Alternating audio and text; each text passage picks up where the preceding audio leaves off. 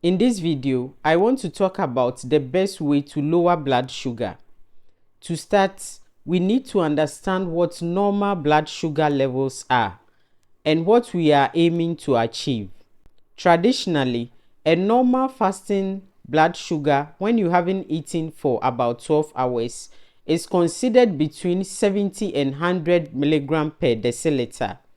If your fasting glucose is between 101 and 125 milligram per deciliter, that indicates impaired glucose regulation or prediabetes. If it's 126 milligram per deciliter or higher, that's considered type 2 diabetes. But blood sugar isn't just about fasting levels. It's also about how your body handles glucose after meals. After eating, blood sugar might peak within 30 minutes, ranging from 170 to 200 milligram per deciliter for healthy individuals. For those with insulin resistance, it might rise to 190 to 230 milligram per deciliter. And for type 2 diabetics, it will go as high as 220 to 300 milligram per deciliter.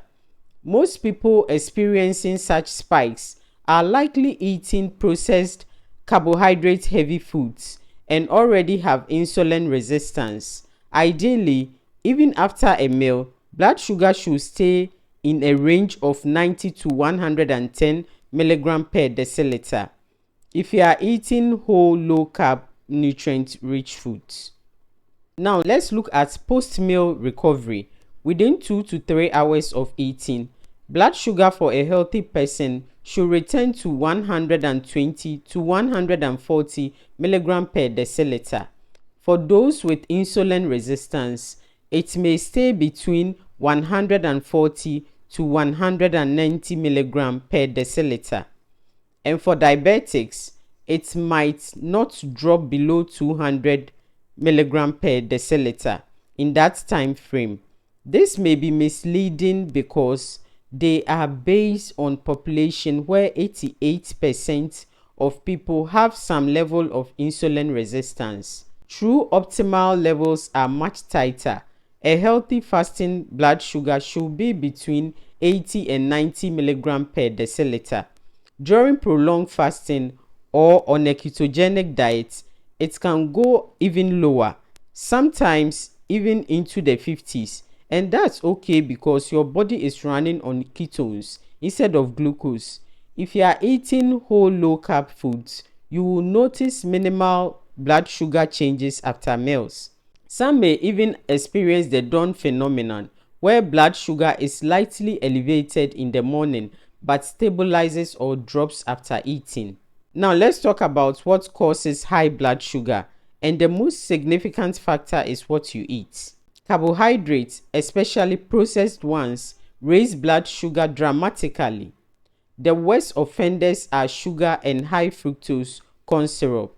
High fructose corn syrup is particularly harmful because it overloads the liver and spikes blood sugar even faster than regular sugar.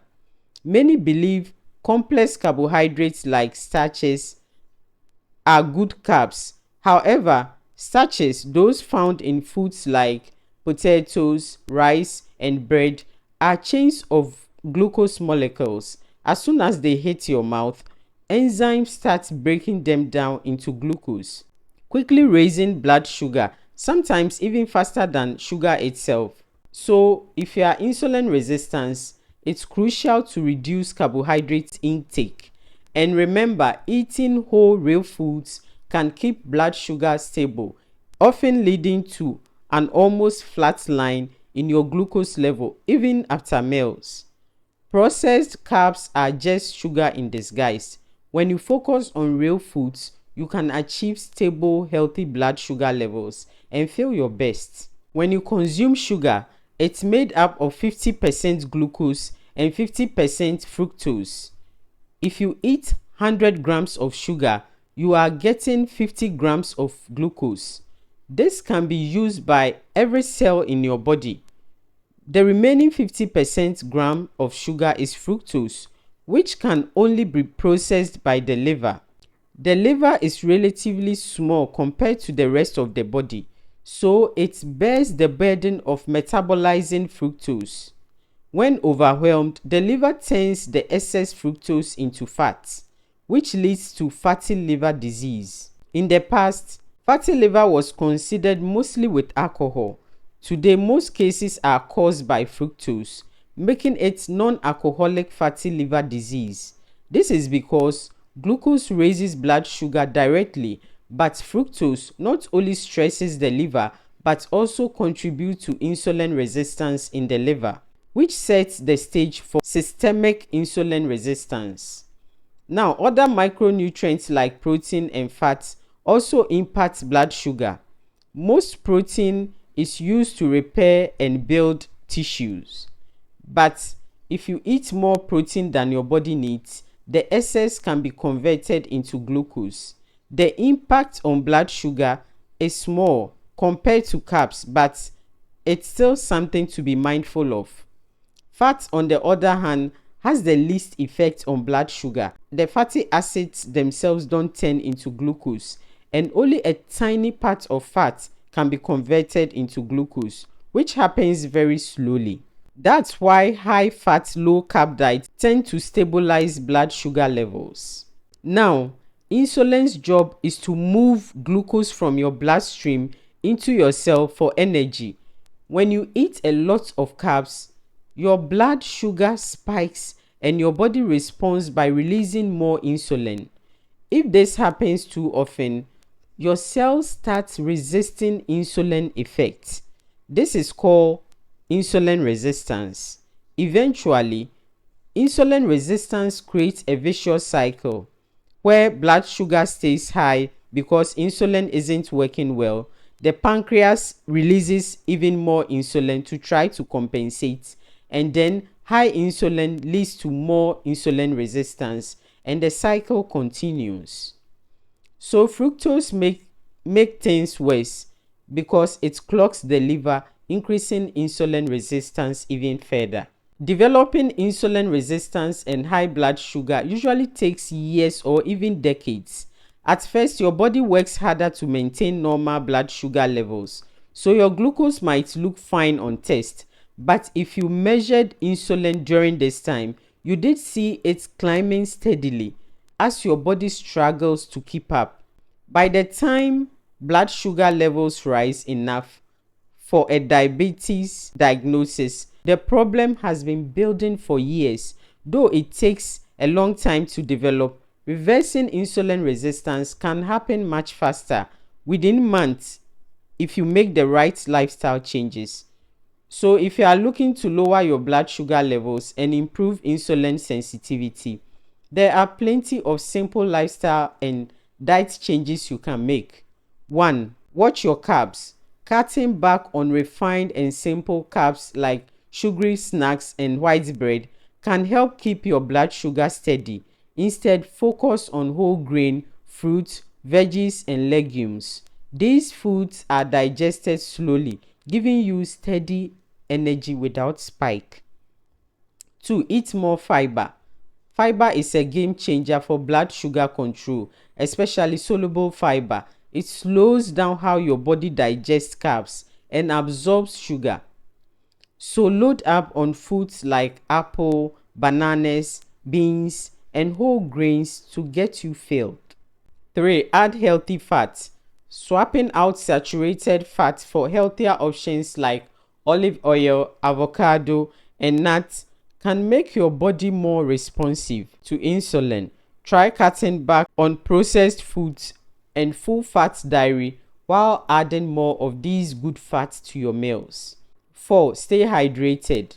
Drinking enough water is key because it helps flush out excess sugar from your system and keep things balanced. And 5. Watch portion size.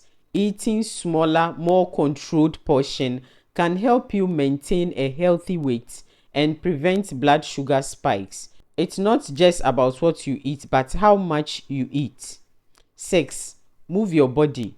Exercise is one of the best things you can do to improve insulin sensitivity. Aim for about 150 minutes of moderate activity each week. Think brisk walking, cycling, or swimming. Even light activities like walking can reduce blood sugar spikes. 7. Manage stress. Stress can mess with your blood sugar levels. Techniques like meditation, yoga, or even just taking a few deep breaths can help you feel calmer and improve your health. 8. Get good sleep. Lack of sleep can also increase your blood sugar levels and make you crave unhealthy foods. So try to get 7 to 9 hours of quality sleep every night to support your body's natural balance. 9. Look into supplements. Certain nutrients like magnesium and chromium may help improve how your body handles insulin. You can get these from foods like leafy greens, nuts, seeds, and whole grains, or consider supplements if needed, but always check with your doctor first. By making these changes, you will not only manage your blood sugar better, but also improve your overall health. Start small, focus on consistency, and always consult with your healthcare provider before making major changes to your routine. Your body is an amazing machine, and understanding how it works is the first step to getting healthier.